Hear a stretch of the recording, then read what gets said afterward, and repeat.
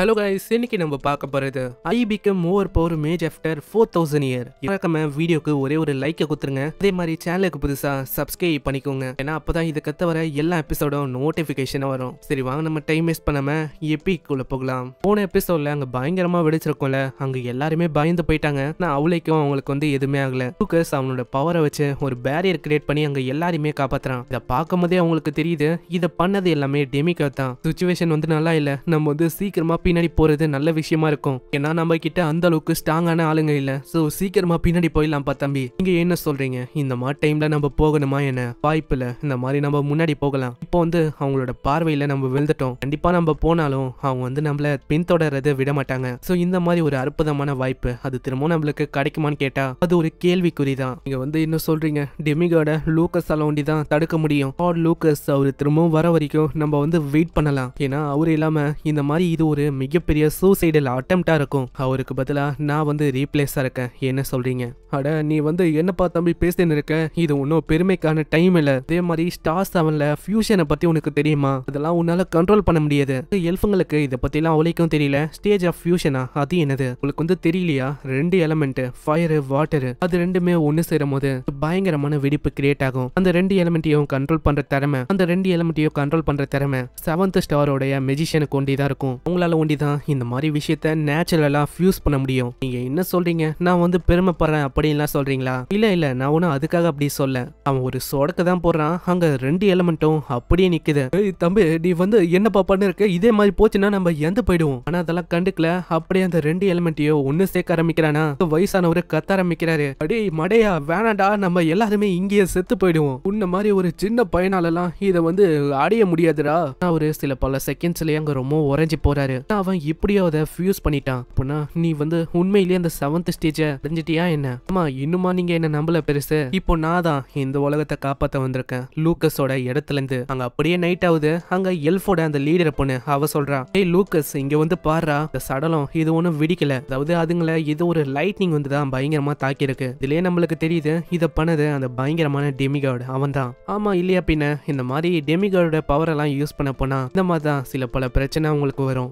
இப்பதான் அவரு அந்த விஷயத்த பத்தியே சொல்றாரு. நாங்களும் இந்த மாதிரி டெமிகாடோட ஒரு ஆளை நாங்க சந்திச்சோம். அதாவது இவன மாதிரியே ஒரு ஆளை நாங்க ஃபர்ஸ்ட் கேட்டலிஸ்கா அங்கதான் நாங்க சந்திச்சோமே. அங்கேயும் இதே நிலைமை தான். அவன் பயங்கரமா வெடிச்சானா, அதனால எல்லாருமே இறந்து போனாங்க. சோ இதுல இருந்தே தெரியுது அந்த டெமிகாடுக்கு எவ்வளவு பவர் இருக்குன்னு. சோ அதனால இதுக்கப்புறமும் என்ன ஆகும் அப்படின்னு தெரியல. இந்த மாதிரி விஷயம் உங்களுக்கு நடக்கும் அப்படின்னு தெரிஞ்சோம் இதுக்கு அவங்களோட வாழ்க்கைய இந்த மாதிரி அர்ப்பணிக்கணும். அதுதான் ஒரு கேள்விக்குறியா இருக்கு. யாருக்குமே அதுக்கான பதிலும் தெரியல. ஆமா நீங்க சொல்றது கரெக்ட். கடந்த 4000 வருஷத்துல இந்த மாதிரி விஷயம் இது எக்ஸிஸ்ட் ஆகல. இத்தனை வருஷத்துல இந்த மாதிரி விஷயம் எல்லாம் மாறி இருக்கு. இதுக்கப்புறம் அவங்க ஒரு ஃபாரஸ்ட்டுக்கு வராங்க. அது பார்த்தா வெறிச்சோடி கிடக்குது. இங்க எந்த விதமான எனர்ஜியும் என்னால சென்ஸ் பண்ண முடியல. ஏன்னா இந்த ஃபாரஸ்ட் நல்லா ஒத்துப்பாரு ஃப்ரே. ஏன்னா இங்க இருக்கிற இந்த மரம், இங்க இருக்கிற செடி கொடி, இங்க இருக்கிற அனிமல்ஸ் எல்லாமே இறந்து போயிடுச்சு. ஈவன் ஒரு சின்ன பக் கூட இங்க இல்ல. எல்லாத்தையுமே யாரோ ஒருத்தங்க உறிஞ்சிருக்காங்க. அது ஒண்டி நல்லா தெரியுது. யாரு எப்படி பண்ணிருப்பாங்க. அங்க இசபெல் அதை நல்லா பார்க்கும் போது அவளுக்கு தெரியுது யாரோ ஒருத்தங்க ஒரு பேரியரை கிரியேட் பண்ணி ஏதோ ஒரு வித்தியாசமான விஷயத்த பண்ணிருக்காங்களா.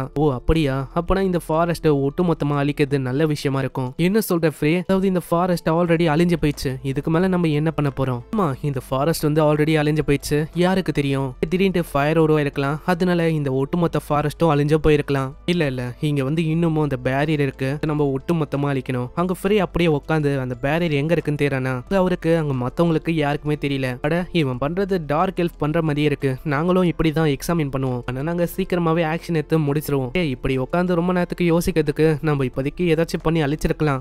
நீ என்ன சொல்ற? நான் ஆல்ரெடி கண்டுபிடிச்சிட்டேன். நீங்க கொஞ்சம் பின்னாடி போறீங்களா? அங்க அவனோட விண்ட் ஸ்டாமை யூஸ் பண்ணி அப்படியே அந்த பேரியரை ஒட்டுமொத்தமா அழிக்கிறான். என்னால நம்ப முடியல. அதாவது 20 வயசு பையன் இவனுக்கு இந்த அளவுக்கு பவரா? எனக்கு இதை பார்க்கும் போதே தெரியுது இந்த பேரியர் இப்போ இருக்கிற அடுத்த தலைமுறையை ரீப்ளேஸ் பண்றதுக்காக தான் உருவாக்கி இருக்காங்க. ஃபைனலி நீயும் இங்க வந்துட்ட. இத்தனை வருஷத்துக்கு அப்புறமா நான் உன்னை பாக்குறேன். நீ உன்னை காட்டு. அங்க திடீர்னு ஒரு வித்தியாசமான உருவமும் அது இதுவும் அந்த டெமிகாட வழிபடுற ஒரு கிரியேச்சர் தான். இதை பார்த்து அந்த வயசானவரு ரொம்ப ஷாக் ஆகுறாரு.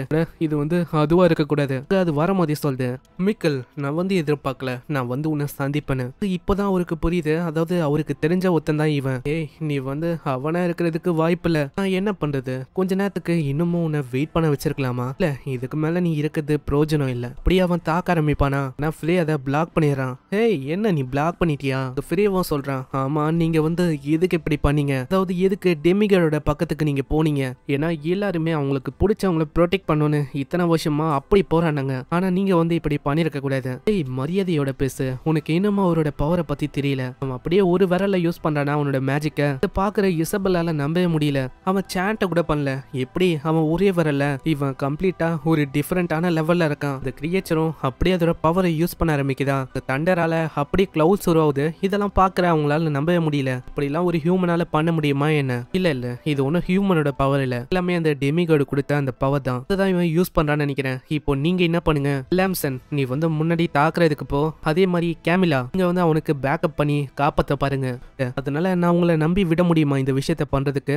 கண்டிப்பா நாங்க வந்து பாத்துக்கிறோம். இசபெல் கிட்டயும் ஏதோ ஒரு விஷயத்த சொல்றான். ஆனா அது கேட்கறவ ரொம்ப ஷாக் ஆவரா. என்ன விஷயம் அப்படின்னு நம்மளுக்கு சொல்லல. நம்மளும் அது போக போகவே பார்க்கலாம். ஹே ஃப்ரே, நீ வந்து அப்படி எல்லாம் பண்ணக்கூடாது. அது வந்து ரொம்ப டேஞ்சரா முடியும். இல்ல இல்ல, இப்போ ஆர்கியூ பண்றதுக்குலாம் டைம் இல்ல. ஏன்னா இப்போ வால்வாசாவா போராட்டம் அப்படின்னு தான் நம்மளுக்கு போயின்னு இருக்கு. அங்க லாம்சன் அப்படியே பயங்கரமா போய் தாக்குறானா. ஆனா அதோட பேரியர் முன்னாடி அவனால எதுவுமே பண்ண முடியல. லாம்சனுக்கும் புரியுது அது அவ்வளவு ஸ்ட்ராங்கா இருக்குன்னு. இதனால அப்படியே அவன் பின்னாடி வந்துடுறான். ஃப்ரேவோ அங்க பர்னிங் கிரவுண்ட் அப்படின்னு சொல்லி ஒரு அட்டாக் பண்றான். இதனால அந்த இடமே அப்படி வெடிக்குது. இதெல்லாம் பாக்குற வயசானவரால நம்பவே முடியல. இந்த இடமே இப்படி அதுது. இதுதான் ஃப்ரேவோட உண்மையான ஸ்கில்லா?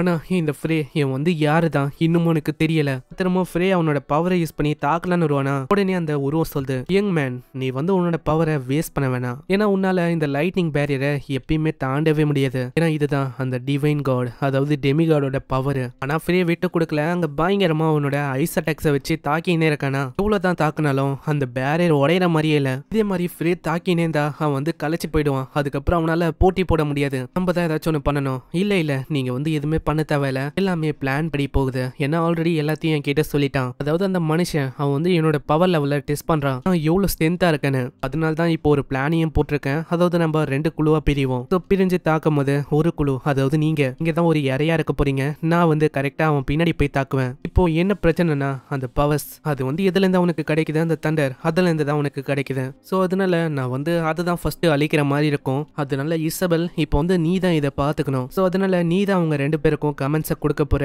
என்னோட வாழ்க்கையும் உன்னோட கையில தான் இருக்கு. 2 பேரும் கேமல் மைக்கேல் 2 பேருமே நான் சொல்ற மாதிரி பண்ணுங்க. உங்களோட மாணவன் எவ்வளவு முடியுமோ அவ்வளவு ஒன்னா சேர்க்க பாருங்க. ஏன்னா எல்லாமே இப்போ நம்மளோட கையில தான் இருக்கு. அங்க ஃப்ரே தொடர்ந்து தாக்குறான். இருந்தாலும் ஒரு அட்டாக்கும் மேல படுற மாதிரியல. ஹே நீ வந்து என்ன பண்ணிருக்க? இந்த மாதிரி நீ அட்டாக் பண்ற ஒரு அட்டாக்கும் என் மேல படவே இல்ல. பட்டாலும் ஒரு கீரல் கூட என் மேல ஏற்படாது. அங்க அதே மாதிரி தான் அவன் தாக்கிங்கன்னு இருக்கான். இன்னமும் இவனுக்கு வந்து ஒண்ணுமே புரியல. ஆமா இதுக்காக இப்படி இவன் பண்ணிருக்கான் இவனுக்கே நல்லாவே தெரியும். அதாவது இப்படி பண்றது வேஸ்ட் தானே. நல்லா ஊத்து பார்க்கும் போது அவனுக்கு தெரியுது இவன் வந்து வேணும்ட்டே தான் இப்படி பண்ணிருக்கான். அவன் டார்கெட் பண்றது என் மேல இருக்க இந்த மின்னலால நிறைஞ்ச இந்த மேகம். இதை டார்கெட் பண்ணி அழிக்கலான்னு பாக்குறானா.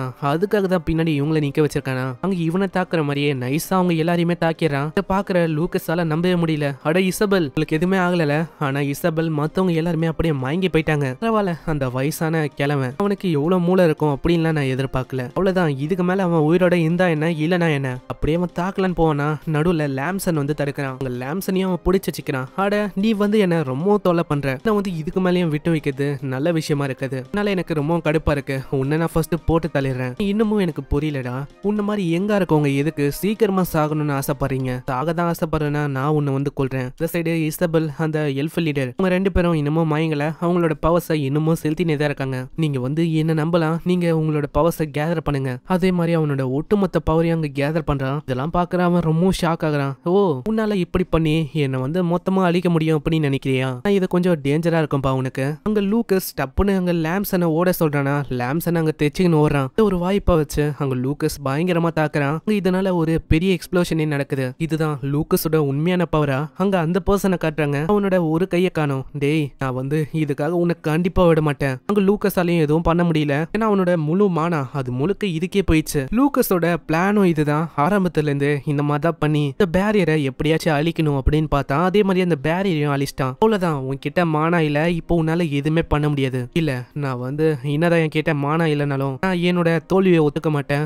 என் கூட சண்டை போடு. அங்க அந்த பர்சன் பயங்கரமா அவனோட மேஜிக் வச்சு தாக்குறானா. ஆனா லூக்கஸ் அவனோட மார்ஷல் ஆர்ட்ஸ் யூஸ் பண்ணி செம்ம வேகமா தாக்குறான்.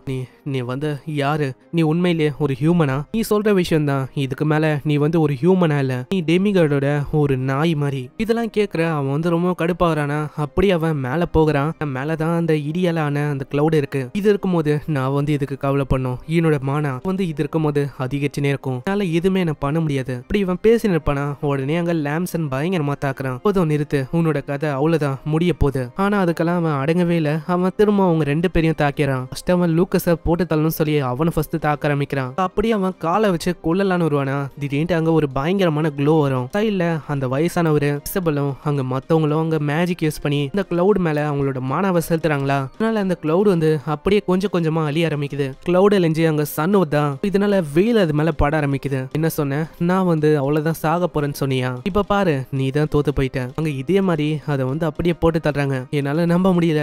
டெமிகாட் வந்து இப்படி என்ன பண்ணக்கூடாது, ப்ளீஸ் என்ன காப்பாத்துங்க. ஆனா அது அப்படியே அழிஞ்சு போகுது. ஸோ இங்கே இந்த சாப்டரும் முடியுது. மறக்காம கீழே ஒரே ஒரு லைக்கை போட்டுருங்க. அதே மாதிரி இந்த எபிசோடு எப்படி இருந்துச்சுன்னு கீழே கமெண்ட் பண்ணி சொல்லுங்க. நான் உங்களை நெக்ஸ்ட் எபிசோட்ல சந்திக்கிறேன். தேங்க்யூ ஃபார் வாட்சிங். சைனரா.